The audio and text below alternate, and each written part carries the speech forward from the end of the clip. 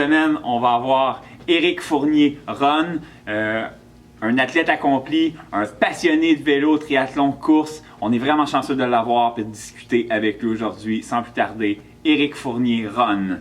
Hey Éric! Salut Mathieu, comment vas-tu? Ça va super bien, En la forme est bonne, hein? Oui, certain, je suis content de te recevoir. Ça fait plaisir d'être accueilli à ton émission. Merci de m'avoir invité. Ouais, ça me fait plaisir. Aujourd'hui, je t'ai fait venir pour qu'on parle un peu de course à pied. On va parler de Coupe 10-30, on va parler de toi. J'aimerais ça que, premièrement, que tu te décrives, tu te dises c'est quoi ton background, tu as commencé où, qu'est-ce qui t'a amené où est-ce que tu es aujourd'hui? En fait, j'ai commencé à faire du sport de compétition à 14 ans. Okay. À l'époque où on était dans l'ambiance des Olympiques de 76. Okay. Et j'ai commencé avec le cyclisme. Donc, j'ai fait ma première course de vélo en 1974. Oh. Et j'ai connu une première saison assez intéressante. Et en arrivant à l'automne, à la polyvalente, c'est toujours rigolo de raconter ce genre d'histoire-là, le technicien à l'époque m'a dit « Éric, t'es bon en vélo. Viens donc courir avec nous sur l'équipe de cross-country. On a une compétition cet automne. » Et c'est comme ça que j'ai fait mon introduction en course à pied. Ce qui fait que j'ai eu une première saison de cross-country. Je rigole tout le temps quand je le raconte parce que je me suis retrouvé dans un championnat régional à Saint-Prosper-de-Beauce. Je me souviens tout le temps parce que j'ai tellement vomi au milieu de la course, parce qu'évidemment, ma préparation n'était pas suffisante. Puis j'avais fini, je pense, 55e sur 70 à l'époque. Mais ça a été une expérience qui m'a vraiment fasciné. Sous la pluie, je m'en souviens comme si... Dans le bois. Oui, évidemment. Avec la boîte. Tout à fait. Et donc, 55 ou 65e sur 70 pour la première fois. L'année d'après, j'avais fini 8e. Oh. Donc, vous voyez, il y avait eu une grande progression, mais... Je vous dirais, le premier contact avec la compétition de course à pied s'est déroulé à l'automne 1965. Tu es un gars qui a déjà couru 32-30 au 10. Ben, évidemment, par la suite, j'ai connu une bonne carrière au niveau secondaire, une carrière au niveau collégial, une carrière avec cours universitaire pour l'Université de Moncton dans les Maritimes. Okay. Moi, je courais 32-30 à l'époque sur 10 km. Mais juste pour te donner un exemple, à l'époque, c'était Peter McLeod de Terre-Neuve qui était le meilleur coureur du circuit, qui courait à 10 km sous les 28 à l'époque. Donc, pour vous expliquer un petit peu le niveau de compétition à l'époque, mais j'ai couru, je vous dirais, 4 ans universitaire là, dans la division maritime, en cross-country à ce moment-là. OK, c'est vraiment super. Moi, je t'ai fait venir aujourd'hui parce que tu es super actif sur Facebook. C'est vraiment le fun de te suivre. À chaque jour, tu mets des super belles photos. On va en reparler tantôt, OK? Je voudrais qu'on revienne... c'est quelque chose que moi qui m'a vraiment... C'est là que je t'ai connu. Tu ne me connaissais pas, là, mais moi, c'est là que je t'ai connu. Dans le fond, tu as été le fondateur de la Coupe 10-30. En fait, quand j'ai pris ma retraite, en fait, moi, j'ai fait des championnats du monde de duathlon pendant 5 ou 6 ans jusqu'en 2002. Par la suite, j'ai fait encore quelques années sur la Coupe du Québec. Mais mes temps de 10 km baissaient. Là, je m'approchais du 38-39, ce qui fait que dans le 40 ans, dans le 40-49 à l'époque, et avec ma blonde, on s'était dit, qui est Marie CT sur Facebook, qui est également elle aussi très active, on s'est dit, regarde, on va partir dans un circuit de compétition un peu différent, vraiment à notre goût, avec un packaging de course assez développé, avec des standards de qualité assez importants, avec un positionnement qui était assez orienté sur l'aspect compétitif, tout en développant la masse. Donc, c'était vraiment un concept qui intégrait les deux. En invitant à chacune de nos courses les 20-25 meilleurs coureurs au Québec. Ce qui fait qu'on a démarré l'expérience en 2009 jusqu'en 2012. Donc pendant 4 ans. Puis tu sais, moi je me rappelle, je commençais, c'était mes premières courses, c'était mes premiers 10 km que je m'inscrivais. Puis là, j'arrivais là.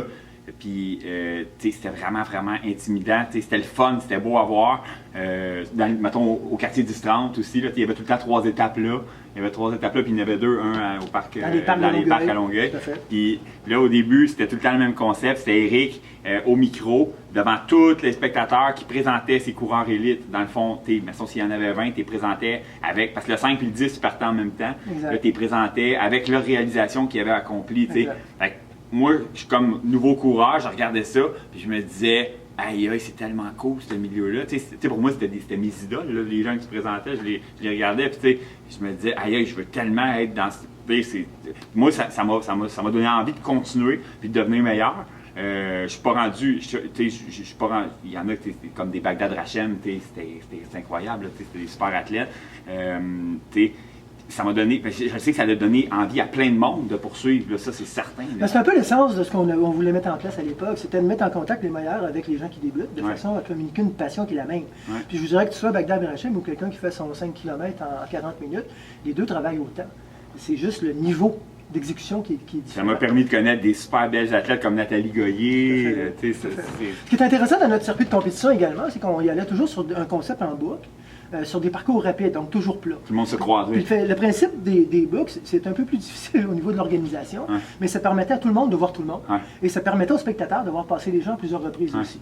Et ça, c'est quelque chose qu'on avait vraiment à cœur, moi et Marie-Christine, à ce moment-là. Oh, c'est vraiment le fun. Éric, au dernier vlog, j'étais habillé pareil comme ça d'ailleurs.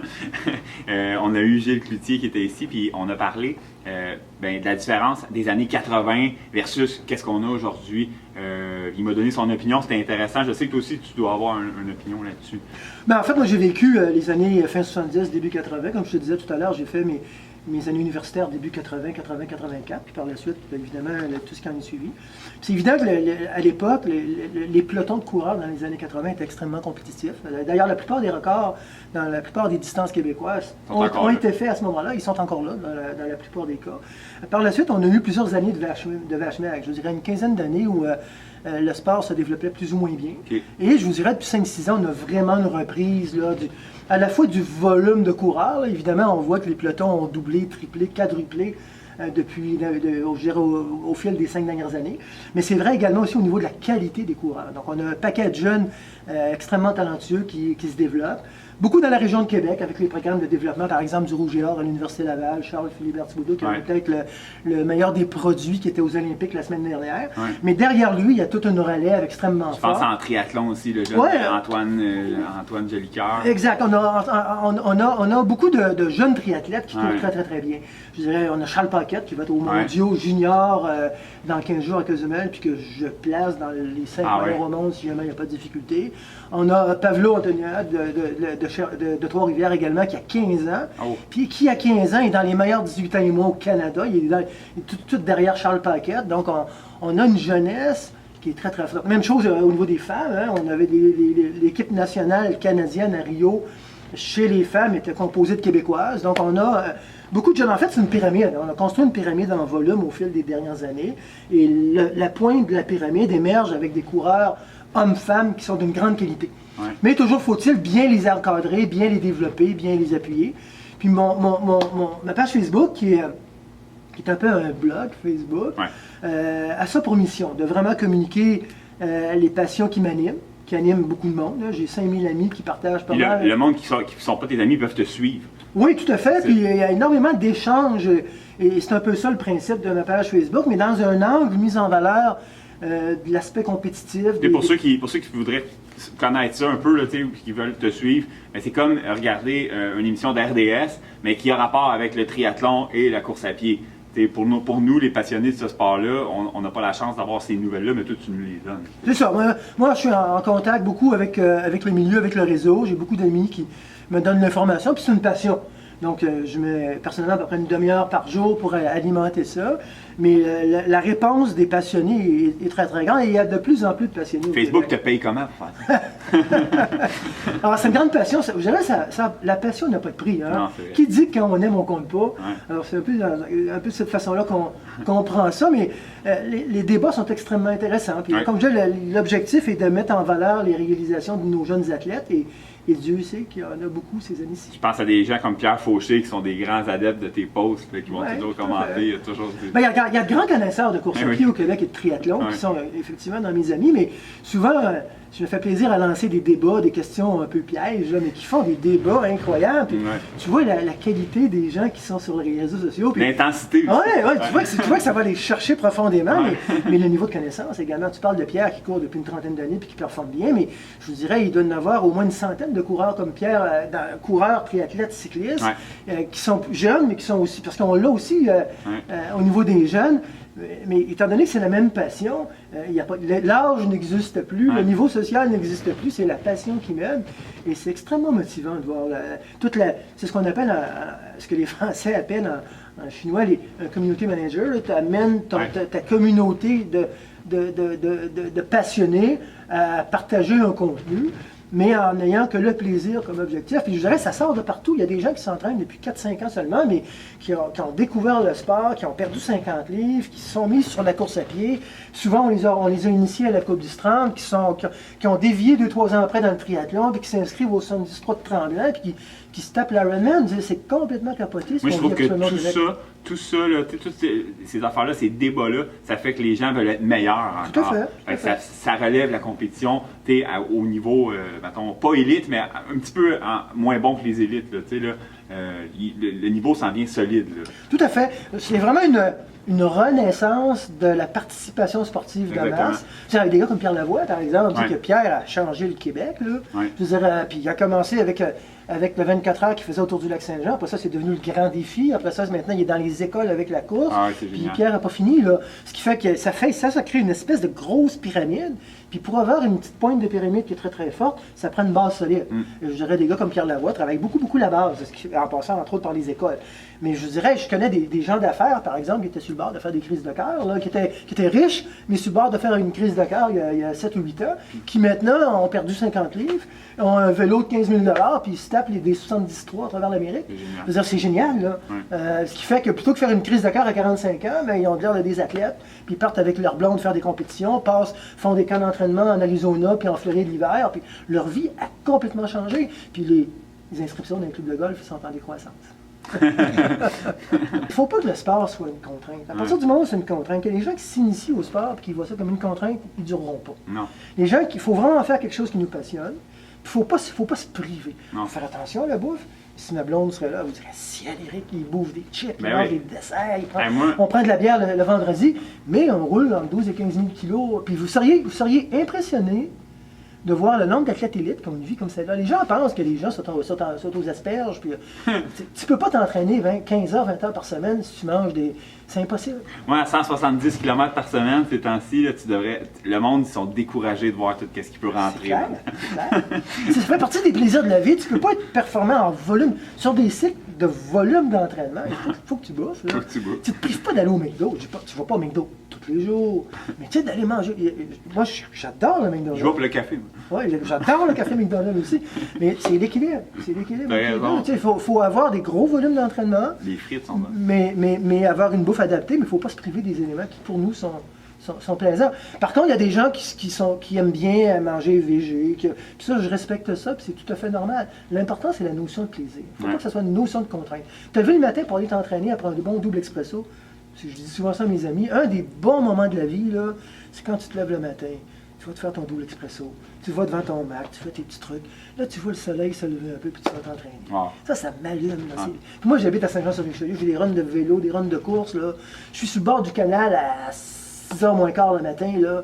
Tu vois, il n'y a à peu près personne. Là. Tu vois les canards, les oies blanches qui se promènent. Il n'y a pas beaucoup de vent. Non, c'est ça, il n'y a pas beaucoup de vent, mais tu fais... Puis 12 mois par année. Souvent, les gens parlent du froid, parlent de la température.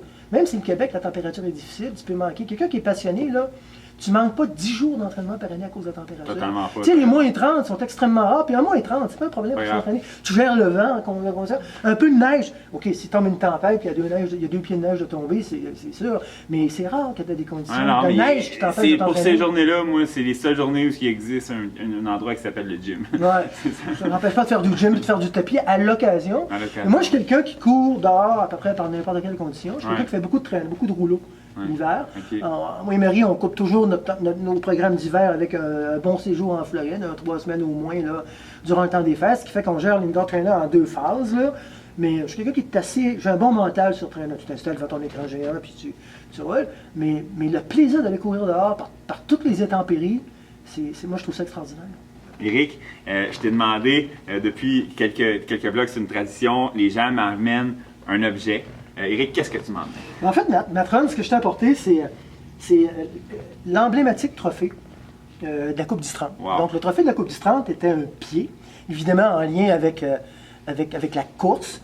Donc, on remettait, dans le cadre de la Coupe du Strand, aux gagnants de chacune, au classement général, hommes-femmes, 5 et 10 km, l'emblématique trophée, qui était assez sélect, parce qu'évidemment, comme tu sais, les pelotons étaient extrêmement compétitifs, ce qui fait que peu de gens au Québec ont des trophées. Beaucoup y aspiraient, peu pouvaient en avoir un, mais Matron et son légendaire blog en sera dorénavant un. Ouais, c'est vraiment. Ça me fait plaisir de le laisser. Éric, dans tes souvenirs. je te demande un petit autographe là-dessus. Où tu penses que ça serait opportun de le signer? Tu penses qu'il faudrait le signer là? Je vais peut-être le signer ici, voilà. Ouais, super.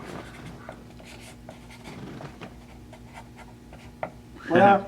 Vraiment. Alors, je tiens à te remercier de l'invitation, évidemment, puis je trouve que vous faites un excellent travail pour véhiculer les passions du sport, des sports qu'on aime, la course, le vélo et le triathlon. Puis je vous souhaite un bon repos et une bonne deuxième saison l'an prochain. Super. Éric, c'est un super plaisir. Un gros merci. On est vraiment content de t'avoir. C'est plaisir. Merci. Puis on s'entraîne très fort. Merci. Yes.